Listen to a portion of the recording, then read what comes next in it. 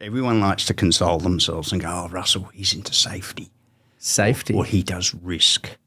Now here's a really interesting thing. According to ChatGPT, Oh, yeah. I asked ChatGPT the other day because I thought this question might come up. Who is Russell Boon? So here's the official answer, straight out the mouths of ChatGPT. Try to contain your laughter. Russell Boon is one of Australia's preeminent emergency management specialists.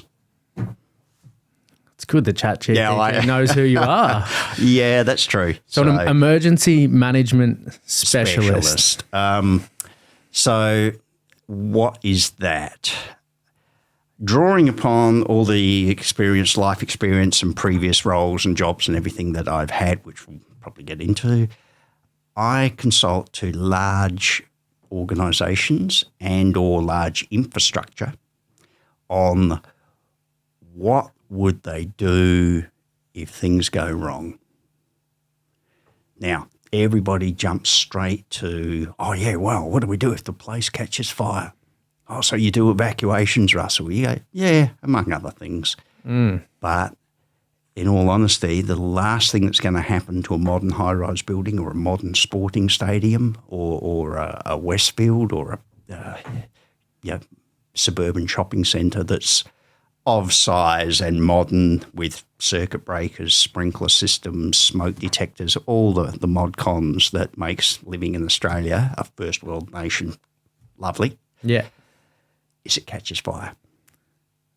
Not high up the list of things that happen? It's not high up the list anymore. Like if this were somehow a podcast in the 1970s, a television interview or something like that, then yeah, sure, I'd be sitting here smoking a cigarette or something like that because that was what people did. You smoked inside shopping centres or at the office.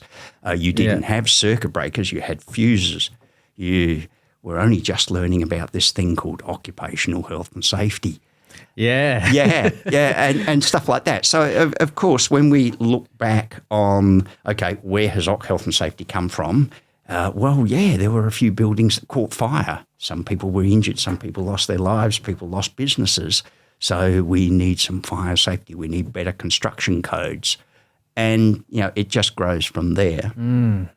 So fire engineering has engineered modern high-rise buildings, apartment blocks, things like that, to the point where they've done their job. Fire is one of the last emergencies you'll have. Now, that's not to say you won't get a rubbish bin catch on fire or the photocopier doesn't have a short circuit and you get a small fire. But the days of the classic towering inferno. The whole thing just catching up. Yeah. And, we're open to comments in the comments section. I'm sure you'll see plenty of people go, oh, yeah, but what about that skyscraper fire in Dubai the other week? Or what about the Sheffield Tower in England? Or the hint is always in that last bit, in Dubai or in overseas location X. Oh, so there's different standards and different protocols. Building codes all around the world. Japan has some of the highest. That's why you don't often see high-rise or shopping centre fires in Japan. They're all engineered with earthquakes in mind and everything like that. Australia has some pretty good codes. South America, not so much historically.